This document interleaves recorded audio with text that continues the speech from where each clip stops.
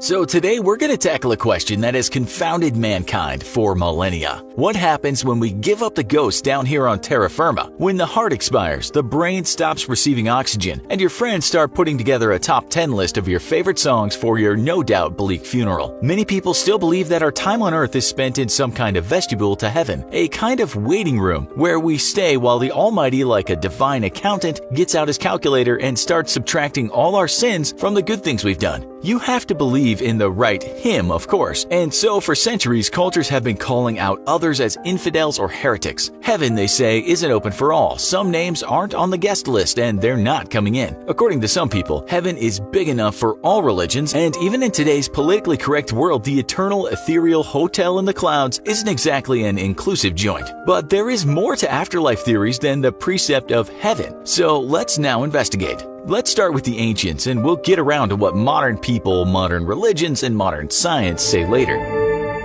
Many ancient Greeks believed that when they died, the soul separated from the body. They entered the underworld, where the main man in charge was called Hades. As you've seen in our episode on Hell, words like Hades and Tartarus, a place farther down than Hades, pop up in old texts of the Abrahamic religions. In Orphism, an ancient Greek religion, there was life after death. Graves had been uncovered with tablets in them that gave instructions for the dead when they entered the afterlife. The underworld was not easy to navigate, so the Greeks might have left some notes for the passed over person. But not all Greeks thought alike. The philosopher Plato was perhaps less superstitious and believed that we had a soul before we were born and we had one after we died. He once wrote that the trauma of birth makes us forget what we had learned in our past life. He called this anamnesis. He seemed to believe in an eternal spirit, but not exactly one that has to navigate beasts in the underworld. This dualism he talked about of soul and body would take root in many beliefs to come. Some scholars say for Plato, our soul is our true form, our true self. What you need to know is that ancient myths from the Greeks and other places around Europe, such as the ancient Germanic cultures, held the belief that there was some kind of underworld, and it wasn't a very nice place. Another assumption came later, and that was if there's a terrible place to be, there must be a nicer place, and that, as we know, wasn't down below but up in the sky.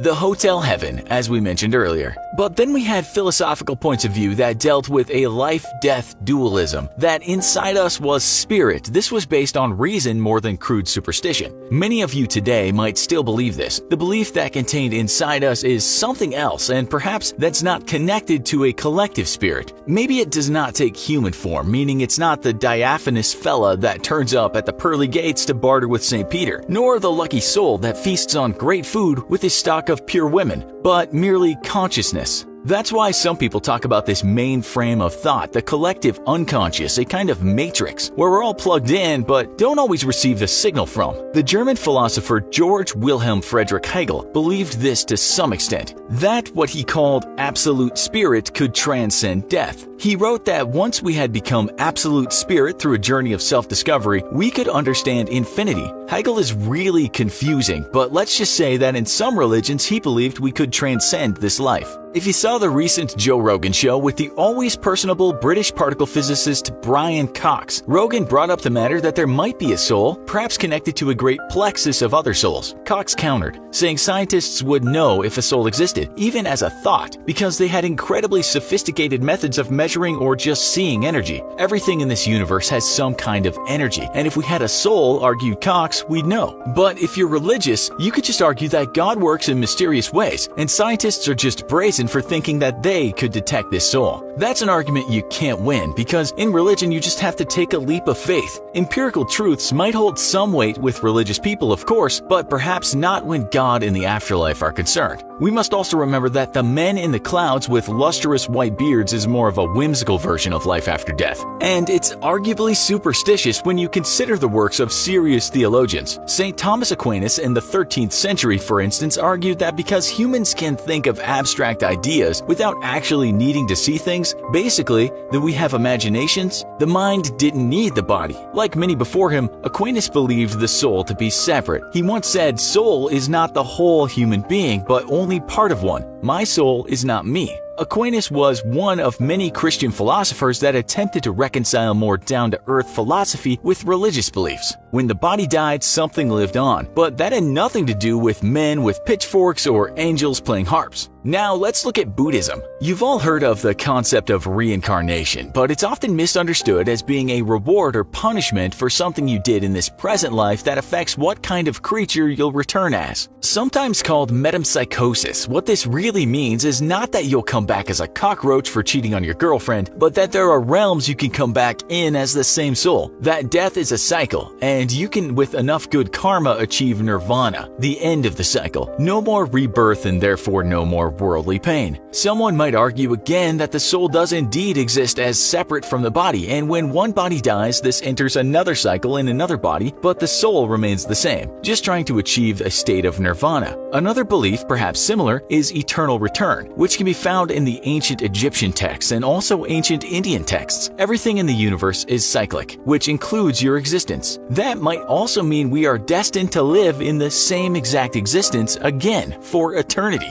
If that's true, you should embrace your life. As philosopher Friedrich Nietzsche wrote, if some entity came to you in a dream and told you you would live this life over and over for all of eternity with all the pain and anguish as well as happiness, would you feel bad about it? Asked Nietzsche. It's not religion but a thought experiment. If this eternal reoccurrence were true, you should love life and all that happens. This could make you a better person, a happier person. Religion can also act as a positive thought experiment. If you believe it's a sin to cause others pain, and we all know pain, and that this can lead to not going to heaven, then perhaps you'll act better. We might also add that for some people, causing pain to others gets them into heaven, i.e. the Christian Crusades, religious extremism, countless fundamentalists today that have little respect for certain people's right to freedom. People disagree on what gives us good karma, what gets us silver stars from God, and this possesses a significant human problem and has done so for thousands of years. What we're trying to say is that the belief in an afterlife can perhaps be positive for you and the society in which you live and the world as a whole, but it might also lead to disharmony. Okay, enough religion. Brian Cox might tell you you don't have a soul, but he admits science doesn't fully understand how consciousness works. As a physicist, for him it's all about energy, and nothing to him shows that we have this extra piece of matter in our bodies that is a soul. But Cox also admits that atoms, what we are made of, can be confounding things. Do we really understand how the constituents of the atom interact? Perhaps the soul exists somewhere in subatomic particles. Cox admits that science can be a work in progress. He only says from what he knows right now, he doesn't believe in a soul. Religious folks might also ask, what came before the Big Bang in this universe-making particle? No one knows. Science admits this. While religions are often more stubborn and dogmatic, ironically, leapers of faith are often surer than scientists. Perhaps people should keep leaping in directions their entire lives. That's what science would say, but scientists can be stubborn at times too. Back to consciousness. We have certain physical properties that others have. This is the fleshy machinery of the brain and the chemicals that oil the many parts. But, and this is very important, we have us, meaning we have personality, we have character. Some might even say an aura. Some thinkers, serious thinkers, say the fact that there is this identity means we might have a soul. If the physical part dies, what happens to that special part that made us us? Then we're back to where is the energy that we might ask if this soul can only exist with the physical parts. Maybe we have a soul, but it dies. We are special, but not immortal. If you've ever heard the philosopher George Berkeley, namesake of the California University, you might know he was interested in what happens right after death. Did anything travel? Did we move on? It's said he once asked one of his students to hang him and take him down just after he started dying. Apparently, this experiment didn't do much except cause him lots of pain. But did you know that research in the USA said 18% of people brought back from death after a heart attack had a near-death experience? This, for some, is proof of life after death. While some scientists say we just go into a dream mode, others say the pineal gland releases a substance DMT at death. And if you've ever taken that stuff, you'll know fantastic, sometimes unexplainable things can happen. Science says our brains definitely work for a while after the heart stops, so something's going on. We don't think near-death trips are a good example of life after death.